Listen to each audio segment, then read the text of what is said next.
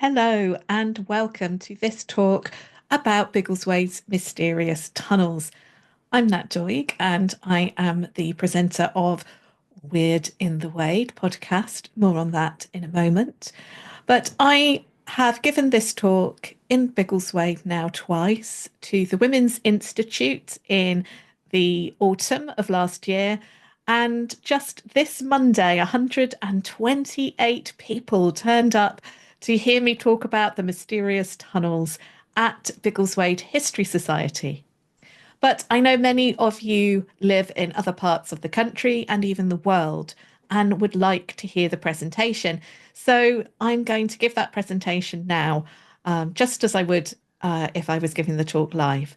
So I really hope you enjoy this presentation about Biggleswade's mysterious tunnels.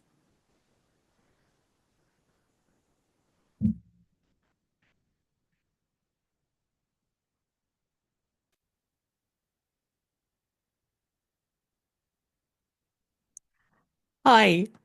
So, Biggleswade's Mysterious Tunnels by me, Nat Doig from Weird in the Wade.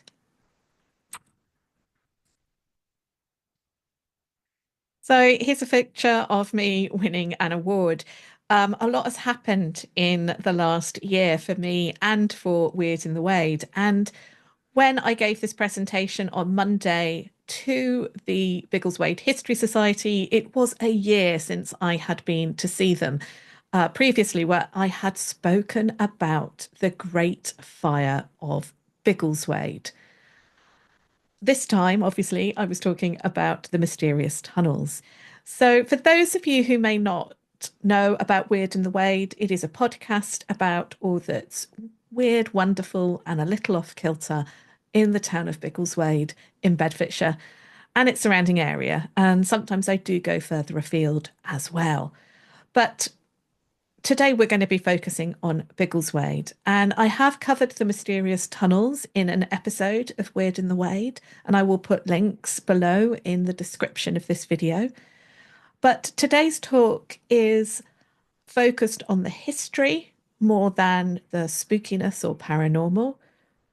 And this talk also includes some really up-to-date, um, amazing information about the tunnels. So let's move on then to the tunnels.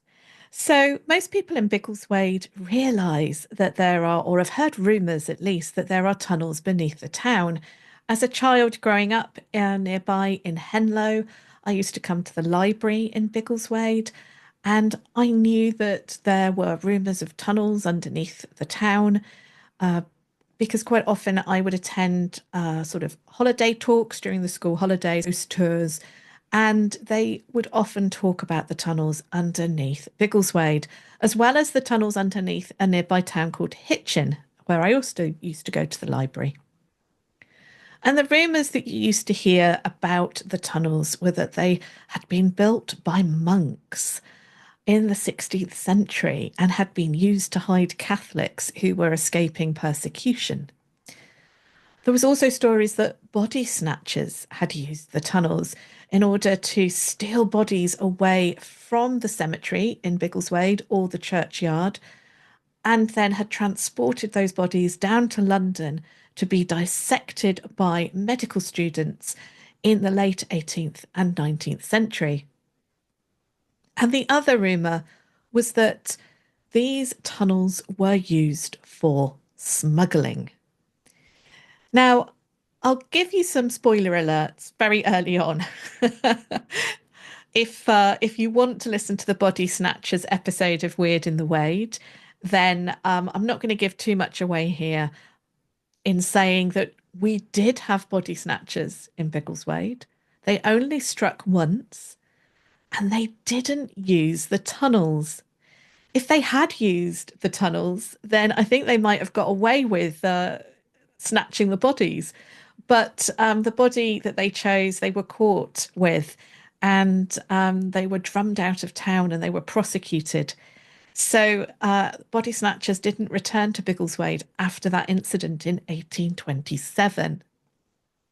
But there is a whole episode on it, which I do recommend that you listen to if you're interested in body snatchers. When it comes to the monks, I can find no evidence that there were monks building tunnels or really doing anything in Biggleswade in the past. We have local monasteries in Bedfordshire at Old Warden. There's Chicksands Priory. There was a monastery or a priory in Bedford as well. But Biggleswade has never had that kind of monastic connection. There was a grange just north of Biggleswade, and a grange was a farm that was owned and used by the monks from nearby monasteries. But Biggleswade itself has always been more of a secular town in that sense. It wasn't built up around a monastery or used particularly by monks as a place to live. It's always been a place that people have travelled through on the Great North Road. So I can't find any evidence that monks were building tunnels in Biggleswade. But the one place where they might have been would have been around the church. And unfortunately, that's one place where we cannot really look at their underground crypt or undercroft or cellars that are beneath the church, because the main extensive area of underground works got damaged during a fire in the 1950s. So, even if we wanted to go and explore and see if there are any tunnels leading off from the church, we're not able to. However, we'll come back to that a bit later on. So, were they used for smuggling? Well, I'd ask you to hold that thought for now, because we are going to come back to smuggling, because actually there may be a link, but we'll find out about that.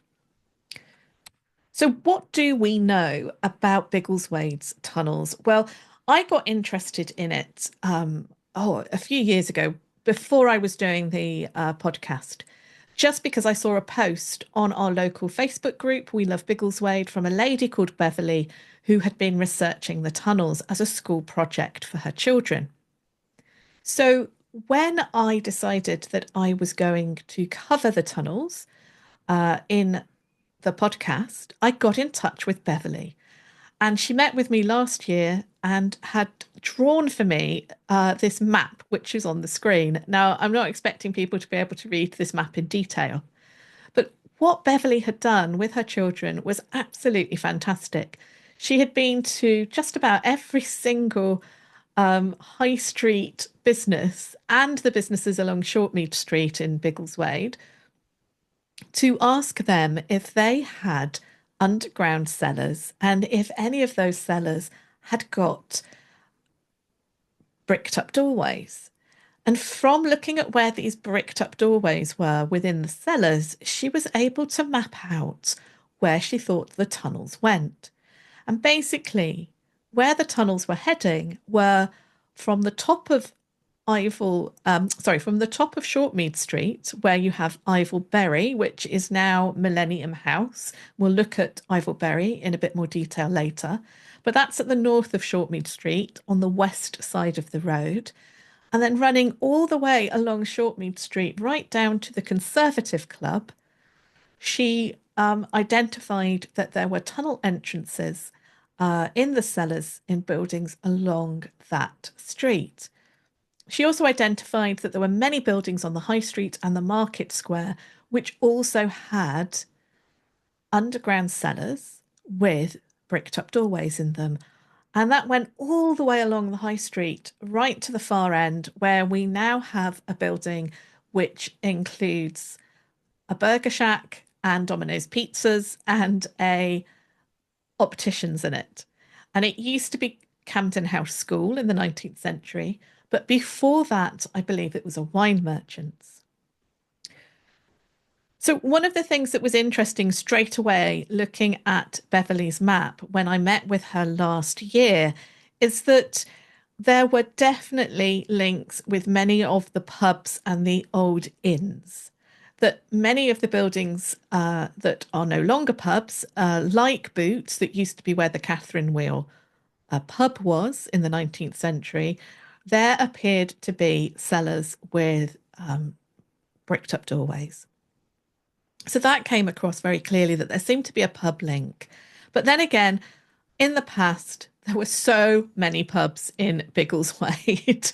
So it's not surprising that many of the buildings that are still pubs or were former pubs have got these bricked up tunnel entrances underneath them.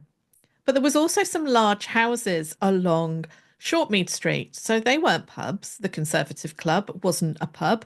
I mean, it has a bar in there now, but when it was first built, it was a private home. The same with Ivelberry.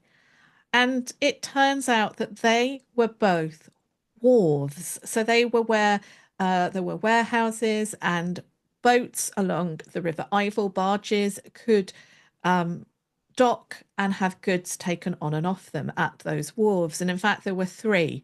There was one just north of the church, and then you've got the Conservative Club to the south, and then to the north of Shortmead Street, Ivelberry. So there seemed to be a link between these buildings that had wharves and were able to get goods on and off from the river and the pubs in the town. So that was my first tip off that there might be something connected with the pubs. So what are these tunnels like? And what are the cellars like underneath Biggleswade? So I was really lucky enough to go into the Conservative Club cellar in July last year and to have a really good investigation. Now, I have to point out here that the photographs that I'm going to show you are of the sort of dusty, unused bits of the cellar. The cellars underneath the Conservative Club, where they store their beer and wine and spirits, etc., are very modern and just as you would expect to find a cellar that's storing beer. The areas where we've got the sort of tunnels and bricked up doorways are in parts of the cellar that are not used for storing beer. So there's a picture on the screen to the left, which is of a what I thought was going to be a little secret passage. Um, there's another image of it, which I'll just move forward to. And this was what I basically saw, but without being able to see the stairs at the end. It was just a passage that seemed to sort of snake round and curve round ever so slightly. And I was really excited when I came across it because I thought maybe it would lead to a bricked up doorway. Um, the walls are whitewashed, but you can see the brick that's come through. Above at this point, there were floorboards. And there was obviously, it had been used, this little bit of a sort of corridor or tunnel had been used to store old bits of wood and frames and old beer crates. But as I moved along this little passageway, it became clear that it did lead somewhere and it wasn't a bricked up doorway, it was a bricked up stairway. So if I go back to the other picture on the right, the stairs basically just led up into the floorboards. But those were the original cellar stairs. And that little passageway that was leading to them gave you a really good idea of what those tunnels might have looked like. They were quite narrow, but they were still wide enough for two people to walk along if, there wasn't the wood and the beer crates there stacked up. Um, they were fairly high. You could walk down there if you were 6 foot, I think, without much difficulty. Um, and they were very well constructed. That was the other thing that really struck me was how well built and constructed these cellars were and the sort of offshoots from them. So that was really exciting. It looks quite light in that picture, but that was Mark Knight, one of our councillors who showed me round the cellars. He was wearing a headlamp on his head to make it very light. But when he went away, it was very dark down there. This gives you an example of what the actual bricked up entrances look like. And they're all arched. I don't think I've come across one that isn't arched. And they're, again, very well constructed. It's not so obvious in this picture where you can see the arch, but you can also see some boilers and pipes, and there were some liquids being stored there as well. But they are of, again, about 6 feet. They're not really very tall. If you were over 6 foot, you might have had a difficulty getting into that alcove there. But the brick on the back is different to the brick that is around the sides and the outside of the cellar. So it is apparent, although it's not obvious in that photograph, that these were bricked up at a later date. This isn't just a fancy alcove that's been put in there. It did used to go further back. And in fact, that one was facing south. And so probably went back into towards where there had been a barn and maltings in the past, which was just south of the house where the Conservative Club is and where the wharf was in the 18th and 19th centuries. So, why was I so interested in these tunnels for the podcast? Just pause for a moment before we look at some more of the images of the tunnels, just for a quick reminder, if you're new to Weird in the Wade, why was I so intent on covering this story about some cellars with bricked up doorways? Well, it all goes back to the first ever episode I made, which was about the haunted pound stretcher. And here's a photograph of the pound stretcher before it closed. It's now a beautiful coffee shop and gym, Jones's Coffee Shop and Gym. And in this photograph, next to it is the big red brick building of the Nat West, which is no longer the Nat West, and I think is currently being converted into houses. Now, the reason why I covered a story about a pound stretcher is that it was rumoured to be haunted and, in fact, to have a poltergeist. And I covered that story in the first episode. But one of the really intriguing parts of that episode was when I spoke to a number of women who had worked in the shop and had experienced different things over the years. They all mentioned the cellar. Now, none of them actually mentioned anything particularly unusual happening in the cellar, unlike other parts of that building. But they all said that they didn't like being in the cellar, and they all mentioned the bricked up doorways, that there were two on either side of the cellar, one going through into the hairdresser's next door, or at least it would have done if you'd been able to unbrick it. One lady said that she could smell old-fashioned cooking coming from that bricked up tunnel entrance. And on the other side of the pound stretcher, in the hairdressers, obviously they've got a cellar there too.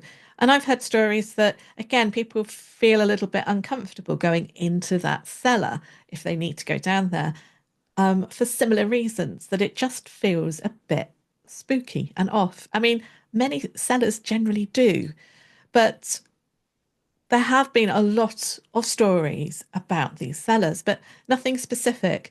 So it made me really interested to try and find out what the tunnels were. And I'm going to come back to this a bit later on.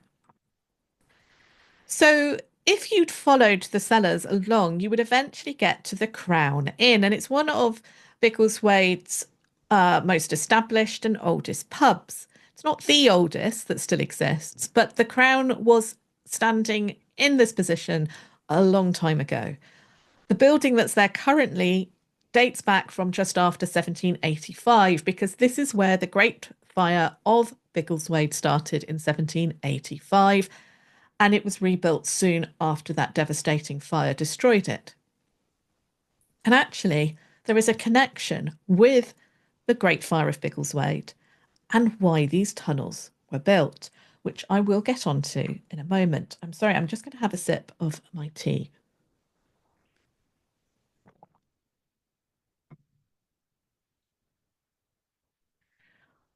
One final image from these bricked up tunnels, and this was taken by Beverley, and it was below that building I told you that used to be Camden House School. At this time, it was Skips the florist, so it's some time ago that this was taken.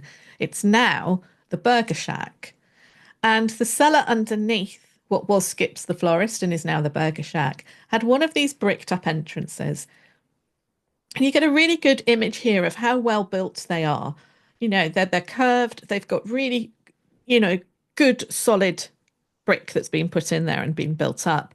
But what's really unusual about this particular bricked up tunnel entrance is that somebody's put a window in it. which is really bizarre.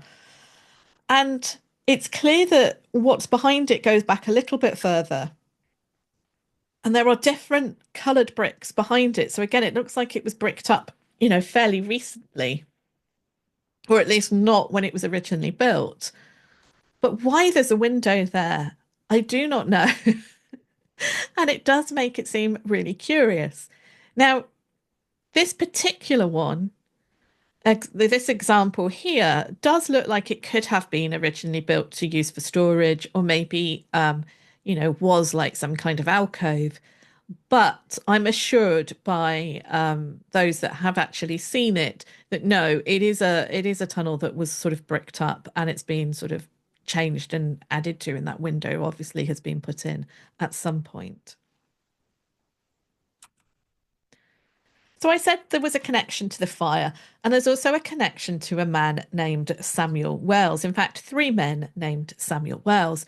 So bear with me while I just tell you a little bit about Sam Wells, sorry, not Wiles. I'll tell you a little bit about the Samuel Wells and their family, and how they link to why I believe the tunnels were built.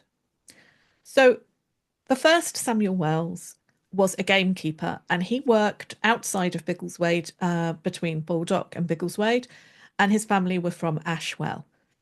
But he made some money, or was very good at saving money, as he worked as a gameskeeper. And he used that money to buy a bakery in Baldock, and he left money to his son. And his son was also called Samuel Wells, but we'll call him Samuel Wells Senior because he was the first that lived in Biggleswade. Now, we know that he moved to Biggleswade around the 1740s. And Samuel Wells Senior, we know this because he is listed as a fen reeve in 1749. And a fen reeve, they still exist today, and they manage the common land around Biggleswade. I think it's more of a ceremonial type role that they have nowadays. But back then, their role was very important, and it was a responsibility. He also is listed as being a church warden at St Andrew's Anglican Church in Biggleswade in 1757, and his children start being baptised at the church. Now, he buys his first pub in 1761, which was called the King's Arms, and it was on Biggleswade High Street, and it is where now stands the Lloyd's Bank. And we'll come back to that in a moment. Now, he bought that pub with some inheritance from his father dying, but also he was lent money by a wealthy widow of Biggleswade called Teresa. And Teresa Marcia Luke was her full name. I couldn't find out much about her other than the fact that she lent Sam money to buy this first pub and a house next door. On his death, he leaves 4 pubs to his son, Sam Wells Jr., and a house. So at the start of the sort of 1770s, 1781, so around 1781, Sam Wells Jr. has got 4 pubs to manage. He's got a bakery still in Baldock, and he has got a nice house to live in. And then the fire comes along in 1785. This could have been ruin for Samuel Wells, but it wasn't, because Sam Wells's brewery, the maltings attached to one of his pubs, was the only one to survive in the town after the fire. So little bit of history about pubs in the 18th and 19th century, particularly in the 18th century. In the 18th century, most pubs would have brewed their own beer. So most pubs would have had a maltings attached to the building somewhere, and they would have brewed their own beer in-house. And there were 3 types of beer that were brewed. And in fact, somebody from the Biggleswade History Society was talking to me about this on Monday. They would take three types of beer from the brewing process. The first would be small beer, and that was available for everyone to drink. It was low alcohol. It was drank by children servants. People would drink it just as we would drink water today. Now, there's a lot made of the fact that small beer was drunk back in the day because of water supplies not being trusted. But in fact, if you lived out in the country and you had your own well or your own spring, then actually the drinking water would be all right. Where you had problems was where you were sharing water in a town. If you were all going to the same pump, even if that water was good, you were still then likely to pick up diseases. And of course, it meant that if the water was being shared, the water itself could also become contaminated.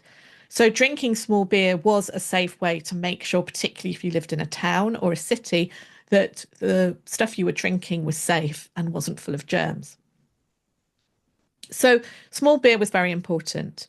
The next beer that was taken would be the kind of standard beer that people would drink during the day. And then the final beer would be the strongest beer that they would sell in the pub.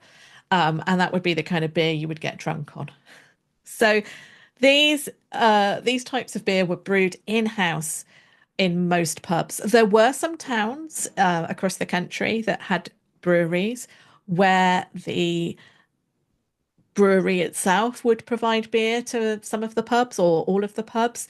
But in general, in the 18th century and before, there would always be pubs locally that were brewing their own beer. And in Biggleswade, before Samuel Wells turns up, that's pretty much the case. However, the fire wipes out so many pubs in the centre of Biggleswade and the maltings and the barns connected to the whole process of brewing beer sort of locally at your pub that it is just devastated. And yet Samuel Wells still has the capability to brew beer. So he just gets a monopoly on the town straight away after the fire because no one else is able to brew beer. And one of the other things that he does is he goes out and he starts to buy up the ruined sites, the burnt sites where these pubs and inns used to be, including the Crown. And he rebuilds them and he provides the beer for them. And so from four pubs in 1781, we end up with 12 pubs being Sam Wells pubs at the beginning of the 19th century. And he is providing beer to all of those pubs. In the slide, there is a painting, and we believe that this picture is of Samuel Wells. It's got a fascinating story behind it. The brewery that Sam Wells began to build and develop and grow during the 18th century and then throughout the 19th century was in Biggleswade until the 1990s. At that point, it had become a Green King brewery. But in the late 90s, it was demolished, and now Asda stands in its place. But in the 1990s, late 90s, as they were getting ready for demolishing the building, they discovered this watercolour painting behind one of the big cylinders in the spirit store. And I have been lucky enough to hold this painting and look at it really close to at the Bedfordshire Archives. This picture of Samuel Wells is a really interesting image because the reason that we think it's of him is one, it's of the right time period. This is a man dressed in clothes for the late 18th, early 19th century. And although he's dressed as a working brewer, there are certain signs within the painting that this isn't your average worker.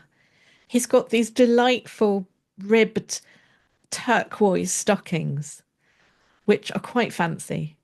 He's got quite a fancy shirt underneath those overalls and aprons.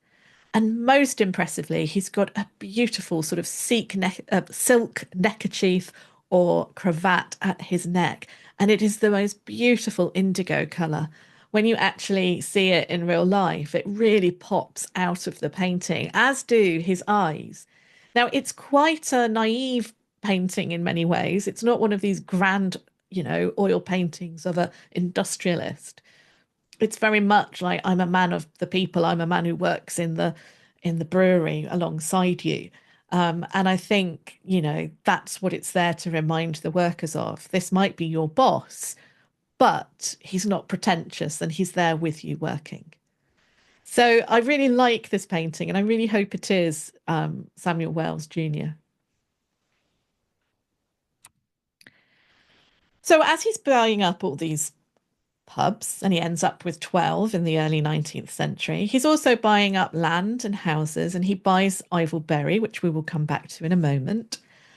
But he and his business partners set up a bank, and it's the Baldock and Biggleswade Bank. And there is a photograph of a cheque that was written in 1844 for the Biggleswade and Baldock Bank. It's got lovely fancy writing on it. Now, the Biggleswade and Baldock Bank was co-owned with Wells, Samuel Wells and his family, Hogg, who was from uh, King's Lynn, and Hogg had a wine merchants and spirit merchants in Biggleswade in the late 18th century, and also Linsell. And Linsell were a very well-known milling family. In fact, at one point they were running the mill that was where the Conservative Club is today. So Linsell, Wells, and Hogg opened this venture together. And both Hogg and Linsell also had an interest in the brewing business. Although it was Sam Wells's business and he was the majority shareholder, he made sure that his daughters married into, for example, the Hogg family, as well as marrying into families that were brewers in Potton. And he acquired pubs that way through marriage. Now, he didn't have any sons. So, he realized that he was going to need to make these kinds of alliances for his business to continue. And his daughters and their husbands continue to run the business in the 19th century once he dies. And the bank was really part of it. It had branches across the region, including in Baldock and St Neots. And the bank business was eventually sold in 1898. And by the end of World War One, the Baldock and Biggleswade former banks were owned by Lloyd's. And the Lloyd's Bank in Biggleswade is on the site of where that original pub was that Sam Wells Senior first bought. And the house next door. They used that, the old King's Arms. They turned it into the Lloyd's Bank. And in the 1960s, the house next door was incorporated into the bank, and they redid the front of it. So now it's kind of got black marble and plate glass. Before the 1960s, it had more of a sort of Regency feel to it, early 19th century architecture. So this bank just, I think, shows how wealthy and how much the business had grown for Sam Wells. And he really, really did exploit the tragedy of Biggleswade, but in a positive way. Somebody needed to. Biggleswade needed those pubs and inns to reopen. That was how it made its business, from people stopping and staying as they travelled along the Great North Road. And if Sam Wells's brewery had been destroyed, that would have left the town with nothing. So it is great that that happened and that Sam Wells was able to rebuild the town with the help of his business partners and the people of Biggleswade. So at the end of his business life, Sam Wells' company was sold. So at this point, it was his grandchildren that were running it. And when they sold it, there were 99 parcels of property, all of which either had pubs or related buildings on them. And this was across Bedfordshire, Hertfordshire, and Cambridgeshire. And in Biggleswade, there were 30 pubs alone that were owned by Sam Wells. Now, the brewery continued on the site where Asda stands, as I said, became Green King. And before it became Green King, which I think was in the late 40s or 50s, it was known as Wells and Winch. So, although it was taken over by a completely different company in 1899, that name of Wells was so well known and important that they kept it. And so I think the Wells and Winch name continued into the 1960s. So, what other evidence have I got? And why would he need to buy tunnels? I mean, he's bought all the pubs, but why? Why does there need to be tunnels?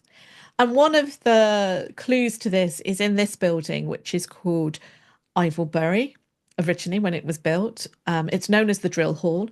And the image of it that you can see here, which was taken, I think, in the 1990s, shows the original front of Ivelbury from the 1930s. So if we go back to when it was a house, interestingly, it burnt down in 1783 and Sam Wells bought it cheap. So Sam Wells Jr. Um, snaps up this land before the Great Fire of Biggleswade. This was a separate fire, and rebuilds Ivelbury, and it looks like, your typical late 18th century manor house. It's remodeled at the front in the 1930s, and that's why it looks quite like a military building. It looks like many of the sort of barracks or buildings that you'll see on an army or air force base. And that's because it was being used as the drill hall at that point. It then became Century House, and various businesses ran out of it, including a printer's. And next door to it, there was the Pegasus pub. And now it's been reconverted again and is Millennium House, and there is housing in it and behind it. But Sam Wells bought it after that fire in 1783. And I wonder if that's what gave him the idea after the big fire, the Great Fire in 1785, to do a similar thing, but with the businesses and the pubs. Now, 19th century deeds show that long after Sam Wells and his family had vacated there, in fact, I believe it's in the sale of all the businesses and property at the end of the 19th century, there is a copy of the deeds, and they show that there are extensive wine cellars underneath Ivelbury, including three big cellars that are there to store, obviously, wine and other alcohol, but that there is also permission that was granted to Samuel Wells when he owned the house to build out underground works to pasture land that was just south of his site. And the reason it's there in the deeds is to show that he paid his neighbour to be able to do that. Now, it says that in the late 19th century, they think it was to build a chimney. But why you need to build out into a field south of your property in order to build a chimney, I am not sure. But unless he was actually brewing there or something. But I don't think he was. I don't think there's any evidence he was ever brewing at Ivelbury. What he was doing at Ivelbury from when he moved in 1783 was using the wharf. And he was bringing malt and other ingredients into Biggleswade along the rivers and through into the town. And then he was exporting out of the town along the river both beer and wine and spirits. And this was also happening at the two other wharves, and they were owned by his business partners, Linsell and Hogg. So all of the business partners had a stake in the wharves. And until the railway came in the 1850s, the River Ivel was the main way to get goods in and out of the town. The River Ivel went straight up into the Ouse, and the Ouse went straight out into King's Lynn. It was like an express highway for moving goods and people up and down the river. And we know that Hogg, one of his business partners and his son-in-law later on, had a business in King's Lynn. He had a brewery up there. He also had a wine merchants and spirit merchants in Biggleswade, and he was bringing goods to do with brewing and wines and spirits up and down the river as well. And this is where I think the tunnels come in.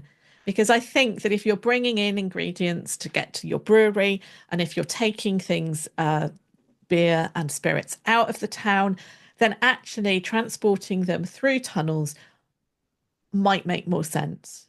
One, there was no refrigeration back then, so it will keep the beer and the wine and spirits at a stable temperature and cool.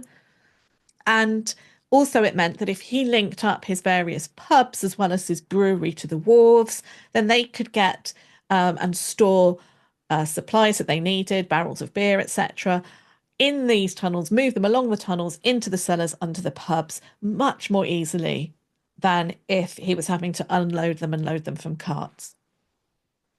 There is always that idea that he might have also been able to move certain goods along underground without the taxman finding out. Now, I met with a fantastic chap called Michael, who in the late 70s and early 80s, his father ran a business, a printing business out of Ivorbury, and he had access to those cellars. And not only the cellars, he had access to a tunnel which had not been bricked up. And he could go into those cellars, including the Pegasus pub cellars, and into the tunnels and explore to his heart's content.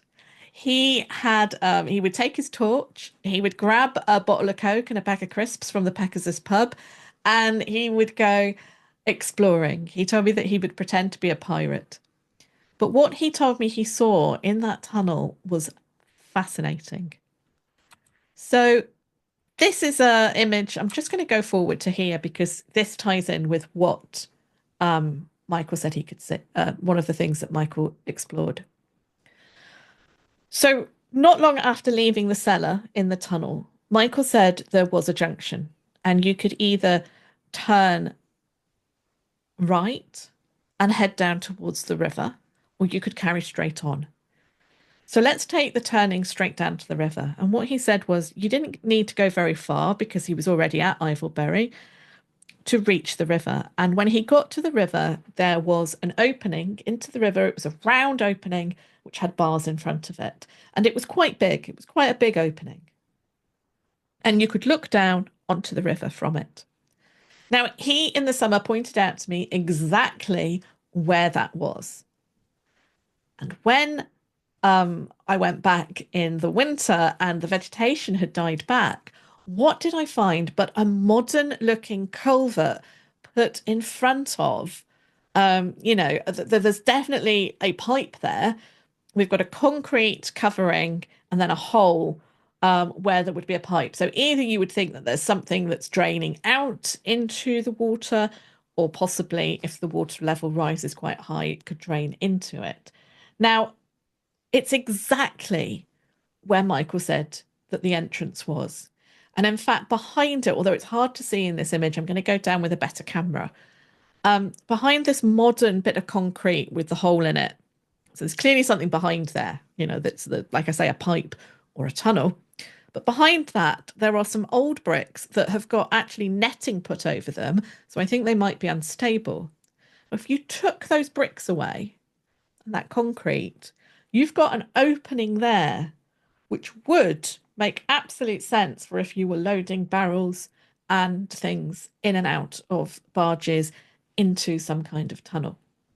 And from what Michael told me, that is exactly where he saw the much bigger opening with the bars across it when he was younger. There's another image of that area here that you can see with the houses behind it, the modern houses behind it, a wall. And also you get a sense of where the bank had been flattened and where back in the 19th century there was probably a landing strip and where the actual boats would pull up and load and unload. But Michael didn't just explore that section of the tunnels. He also went down the tunnel that was heading straight down Shortmead Street. And now he described it as being slightly uneven. Sometimes you would go down to a slightly different level, and also not completely straight. So sometimes it would divert ever so slightly, and then sometimes it would sort of bend, but there were no sharp corners or turns. It was pretty much going straight down Shortmead Street. And every now and again, there would be a doorway. Now, some of them he remembers as actually being doorways with doors in them, old, heavy wooden doors. They were all arched, and in other places, they were bricked up. But at one doorway, he remembers that there was a crate with brown bottles in it still, covered in dust. And he felt that being a child, that they belonged to someone, that they were sitting there by that door because someone at any time could open that door and come and claim them. And so he didn't touch them and he didn't take them away. Although he wishes he had done at least taken one now so that we could have it to look at in the future and try and date it. Once he'd gone quite far down that tunnel to where he estimated would be approaching the church, the tunnel had collapsed and he just came across bricks and rubble all piled up. And that would tally with what we've heard from the church itself, which says that parts of their cellars, their crypts, their undercrofts, whatever, the stuff underneath the church was damaged very badly in a fire, and that there was a collapse. So that would make sense that Michael has found that bit by the church where the extensive cellars that used to be under the church have collapsed. Now, he went down there many times and he describes the tunnels as being dry. They weren't damp, even though part of it opened out onto the river. And he also describes it as, yeah, it was dusty and cobwebby, and he had his torch and, he would pretend to be a pirate while he was down there. But he said it wasn't unpleasant. There was a particular smell that is just like, he couldn't really characterize it, but he could remember it if he came across it again. And that it was just amazing to be able to explore. Biggleswade is not alone in having brewery related tunnels. So in Trowbridge in Wiltshire, which actually is not a dissimilar town to Biggleswade, we're talking a market, an English town, market town. It had a brewery, Ushers, and Ushers again were working, I think, right up until the 1990s, but they did close. And when they closed, so did the tunnels that were underneath Trowbridge, which basically went from Usher's brewery to some of the pubs. Now, there is an urban myth around Trowbridge that when they closed the pub, they took a load of beer that hadn't been sold and they bricked it up in one of these tunnels. And that if you are lucky enough to find it, you will come across all this wonderful beer. Now, it sounds like a brilliant urban myth, but who knows? Maybe it's true. Maybe we should start a rumour like that around Biggleswade. And who knows? Michael saw those bottles, not a room full of bottles, but just a crate full of bottles. Maybe that's some 19th century beer that's been down there all those years. There was also a conveyor belt in the tunnels that ushers used to get the beer and barrels moving through the tunnels. Dublin has Guinness tunnels underneath the Guinness brewery and going to various pubs within the town. And there's a spiral train line, and you can go and visit the Dublin Guinness tunnels. It's part of the tour. And it's not just in the UK and Ireland where you will come across beer tunnels or brewery tunnels. Stovington in Kentucky, there is a Bavarian brewery there that opened in the late 1800s and it was running until 1960s. Now they have extensive tunnels which they use to store and move the beer around, again because it got so hot in the summer and they needed to keep that beer at a stable temperature. And Cincinnati also has a German brewery with tunnels, and that is the photograph. We've got a really big, wide, extensive sort of tunnel here with lights in it because you can go and tour the Cincinnati German brewery tunnels.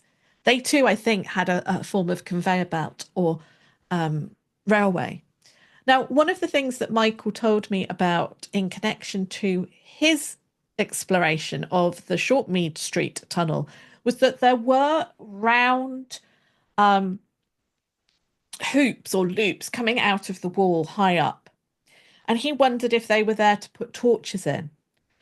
But they also possibly could have been there to run a pulley type system, which apparently is kind of quite common for moving things around underground.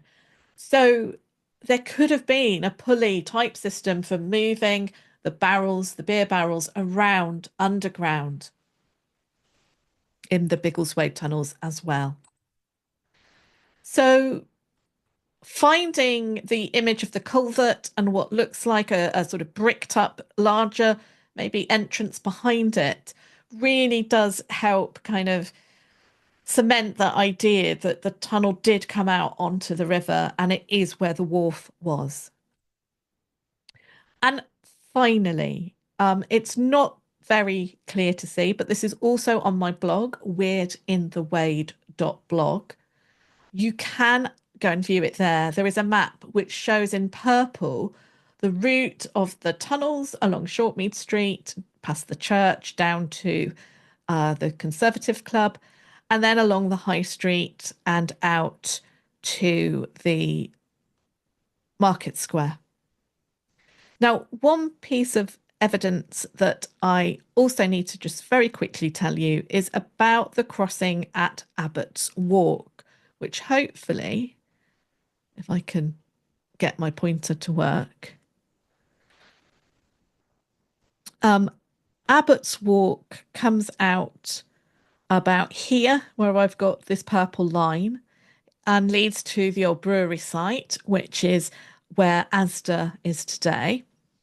And workmen working on the surfing cafe, which is in the old market house that doesn't have a cellar, came across a junction under the road by the traffic lights at Abbott's Walk, where they found tunnels going along the high street, east to west, but also going north to the brewery and southwest to the corner of sort of the market square. And they were doing work there purely because the market house, when it was converted and became surfing cafe, needed extra drainage and sewerage pipes to be connected to the main sewer. And yeah, they were digging the road up, they were putting in the pipes, and that's what they discovered.